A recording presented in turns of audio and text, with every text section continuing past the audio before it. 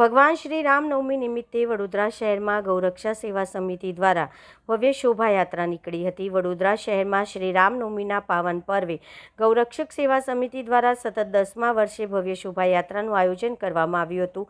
રણમુક્તેશ્વર મહાદેવના પ્રાંગણ્યથી પ્રારંભ થયેલી આ શોભાયાત્રા તાળફળિયા ખાતે પહોંચી પૂર્ણ થઈ હતી। આ વર્ષે શોભાયાત્રામાં રાષ્ટ્રીય સ્વયંસેવક સંઘના શતાબ્દી વર્ષ થીમ રાખવામાં આવી હતી, જેના કારણે યાત્રા વધુ આકર્ષક બની હતી।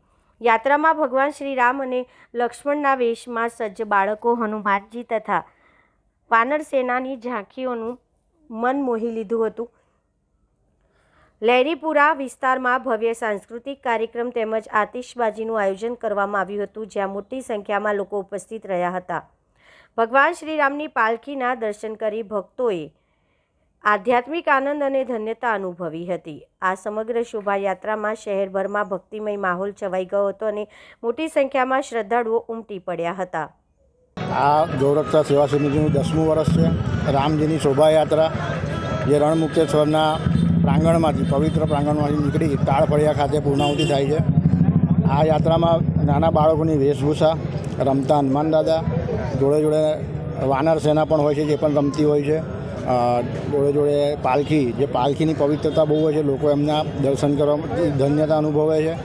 અને રામ ભગવાનની સુંદર પ્રતિમા, જે રાષ્ટ્રીય સ્વયંસેવક સંઘને આજે આ 100 વર્ષનું જે શતાબ્દી ચાલી રહી છે, શતાબ્દી મહોત્સવ આખા ભારતમાં, એની થીમ લઈને આ વર્ષે રામનવમીની યાત્રાનું આયોજન કર્યું છે। લહેરીપુરા ખાતે ભવ્ય સુંદર સાંસ્કૃતિક પ્રોગ્રામ રાખેલો છે અને આતશબાજીનું આયોજન રાખેલું છે।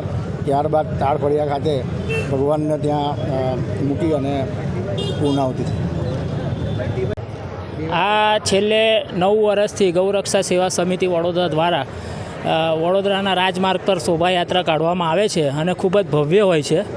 એવી જ રીતે આ વર્ષે બી સુંદર આયોજન કર્યું છે, જેમ કે RSS એટલે સ્વયંસેવક સંઘ, જેના 100 વર્ષ પૂરા થયા છે, એટલે એ શતાબ્દી દિન તરીકે એમની થીમ રાખેલી છે। રામ ભગવાનની પાછળનો જે પ્રભા છે એમાં, પ્લસ પાલખી છે।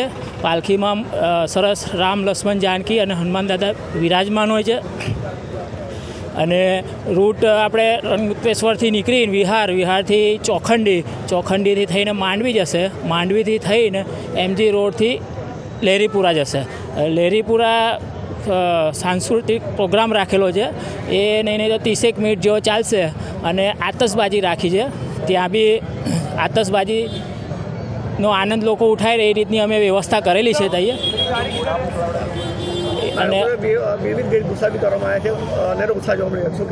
હા, એમાં 50 જેટલા નાના ફૂલકાઓ બાળકો અલગ અલગ વેશભૂષામાં છે અને એમને અંદર ખાસા ટાઈમથી ચલાવીએ જ અમે, એટલે આટલા વર્ષોથી કાઢીએ શોભાયાત્રા, તો એ લોકોનો અંદર ઉત્સાહ બી બહુ હોય છે।